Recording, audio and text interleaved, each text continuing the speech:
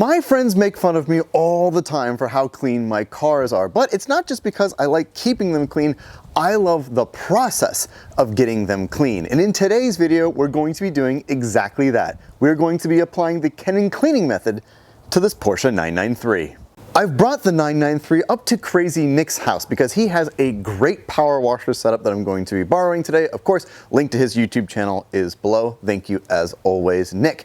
But this video in particular is just going to pertain to washing this car and just doing a basic clean with it. I'm not going to go in full detail. This isn't a full paint correction video, and this is just how I do it. Everybody is going to have their own opinions on how it's done. This is just the method I have used. It's been effective for me and it's safe for the car. So with that, let's dig in with some preliminaries. Preliminary step number 1, wear appropriate clothing. That means wearing stuff that you don't mind getting wet and you don't mind getting dirty. You're cleaning something that is dirty, I guarantee you yourself will also need to be cleaned after you finish cleaning your car. Remove anything that is sharp, a watch, a ring, your belt. Make sure that you don't have anything that's going to accidentally scratch the car as you're cleaning it. We don't want to incur any damage doing this, so just remove anything that possibly could. In addition to that, if you're washing outside, be sure to protect yourself wearing appropriate sunscreen as necessary. You'd be amazed how quickly time passes and you can be burned very fast, so be sure to put on some sort of sun protectant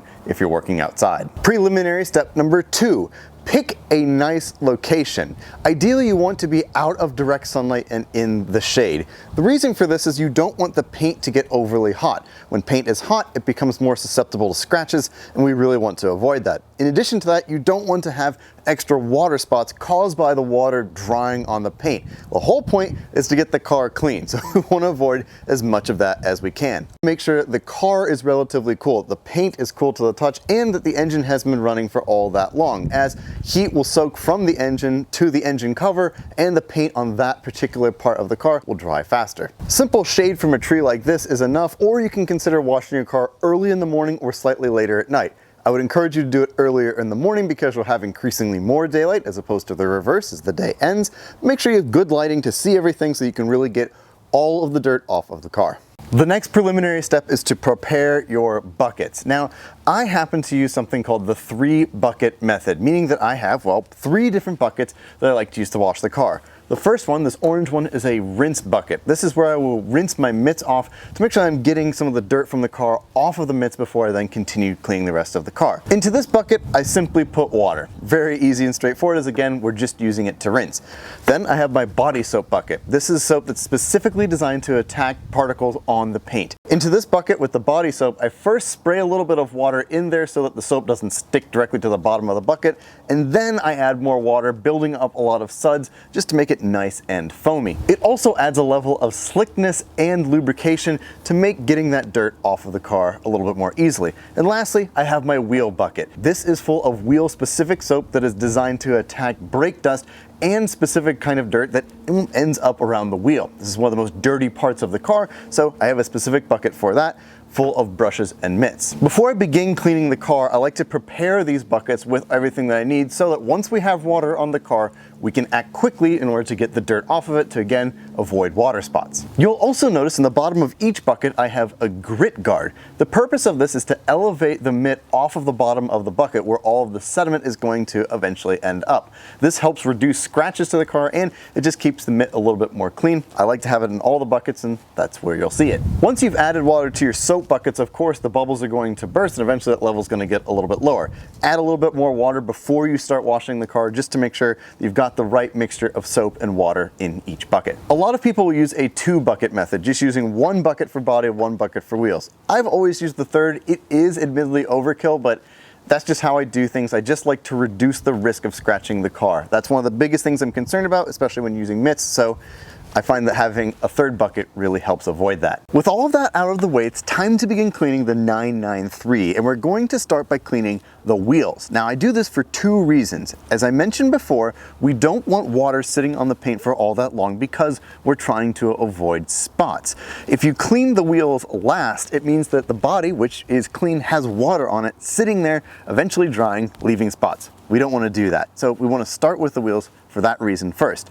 The second reason is that ultimately by the time you finish cleaning the rest of the car, once you get to the wheels, you're pretty tired. They're one of the most arduous parts of cleaning the car because you kind of have to bend down and really get in there. And so I like to start when I'm freshest with the wheels to make sure those are clean and I get the hard stuff out of the way first. As with any part of the car, before we apply soap, we have to rinse. Simply rinsing away a lot of the dirt actually does a lot of the heavy lifting for you. And by the time you go to apply soap, well, you've already started to break down some of the bonds of the dirt to the paint or the wheels in this particular case. Go around the wheel thoroughly, also working inside the wheel well, just to get as much junk out of there as you can before you apply soap. Once that's done, the first thing I like to do when applying soap is using a wheel mitt. I go around and just kind of get it everywhere. Reach into as many different places as I can and really apply the soap liberally. The soap will attack the dirt and ultimately carry it away when we do the rinse, so it's really important to get in there and just get as much out as you can. In addition to using a mitt, I like to have a brush as well to help agitate and get rid of more of the dirt.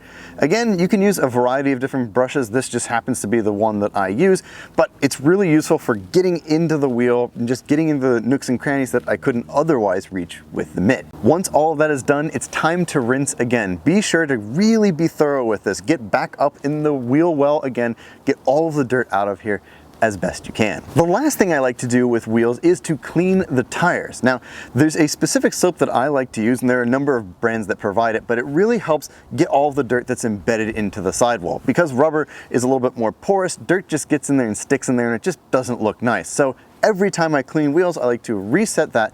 This is not tire shine though. That is a finishing product that we'll use at the end. This is a tire cleaner. There's an important distinction between the two, and some people don't like the way that tire shine looks, which is a personal preference. In my case, I just like to level set everything, and this is a great product that I found to do that. Wheels clean, it's time to move on to the body. But one thing I would address before you move on completely from the wheels, don't forget to clean your exhaust tips. It's a really simple detail, but it makes a big difference, and I like to do that again while I'm doing the wheels because the metal cleaning solution for that's used for the wheels, well, it applies to both areas. So make sure you clean your exhaust tips too before you move on to the body. But once you're ready, it's time to start working on the paint. The way I approach this is I like to think about gravity. Gravity is your friend when you're cleaning a car, so you always want to start at the highest point. Make sure this is clean first, as all of the soap and water is going to drain out from here, and then kind of follow it down. So you start with the roof, then I like to do the windshield, the rear glass, the side glass, then I work down to the next largest panels, in this case the hood, and of course a little bit of the engine. Then I like to move along the front of the car. Start with the front bumper, work your way along the sides, finishing at the rear bumper. So top down, and then kind of go around the car, starting at the front, working toward the back. And just like the wheels, we have to start with a good rinse. So the first thing I like to do is make sure that the windshield wipers are up in the front and the one in the back in this case, and then you can start to rinse the car down and start cleaning the roof. Fully rinsed, it's time to start using your mitts to clean the paint. Now, one of the things I like to mention, this is a perfect example of why you rinse the car first. Driving this car back from Oregon, I got a lot of bugs that were just caked across the front, as you can see in this clip here. But once I had rinsed them and rehydrated everything, they blasted right off of the car. I did have to hit them twice. I hit them once, finished the rest of the car, came back and did it again. But it helped remove a lot of those bugs simply because, well, like I said, we rehydrated the gunk that was on there and it came off the car. It saves a lot of steps of having to really sit there. You don't want to just mash stuff into the paint, so great to get those out of the way. But let's start actually washing the car with a mitt. So you take your wash mitt, and one of the key things about using a mitt is going in the correct direction. You only want to go in straight lines with your wash mitt. You never want to do the wax on, wax off sort of method. Reason being is that if there is anything on here that scratches the car, a straight line scratch is much easier to take out than one that's all swirled like this. So always move in just in straight lines. You can then go the other direction in 90-degree angles to clean the car, but simply work back and forth across and then go up and down. Don't go in circular motions. I like to do every little panel one little bit at a time. So I'll do this half of the roof, then the other half of the roof, rinse the mitts, rinse the roof. I like to do that just to make sure we're moving one panel at a time. And again, we're trying to keep everything as wet as possible so stuff just isn't then sticking back to the paint. So clean the roof, rinse it off, rinse your mitt, and then move on to the next panel. Now I'm actually going to cheat a little bit here. Because Nick has a power washer, he also has a foam cannon, which is wonderful, meaning I can layer a whole bunch of foam over the car before I start cleaning it. So I am going to do that, but if you don't have a foam cannon, this method works just fine. I used it for years cleaning cars. I just happen to have one at my disposal, and I like them. So I'm going to coat the car in foam. It will look very white, and this same method still applies. You still have to move in straight lines and back and forth, just not going in swirls, like I said, and then you continue to work around the entire car. So let's go ahead, shoot this thing with foam, and get cleaning.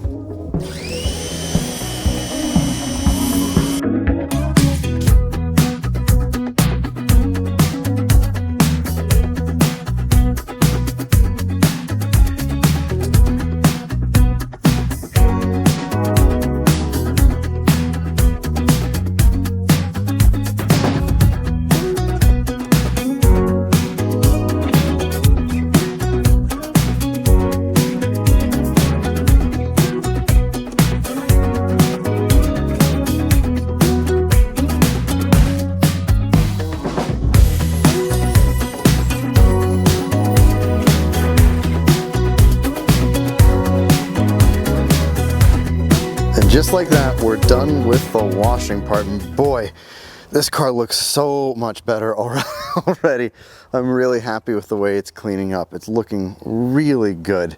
You really get to know a car when you clean it. That's one of, I think, the best ways to become familiar with both its flaws, but also just the shape of the car. And in this case, it's just, this car is so lovely. But anyway, now that that's finished, we move on to the drying portion, which is a little bit more involved. So what we're going to do is actually take a leaf blower and dry the car off. Just get as much of the large water spots off as we can. This is just the first thing we do, again, just to get to the major stuff off. But then we're actually going to take the car for a little spin, a really brief one just down the street and back, lightly tapping the brake pedal. The reason we do this is because after you've washed a car, you'll have a certain level of corrosion that just shows up on the rotors. Incredibly normal, every car is like this, but we want to get that off before we go into the final detailing step of this to really dial this car in. So let's go ahead, grab the leaf blower, blow it all off, take it for a spin, and finalize this car. After our short little drive, it's time to begin drying this car. Now, one of the ways that I like to approach this is to actually use detail spray to go over the car one more time. This helps with two things.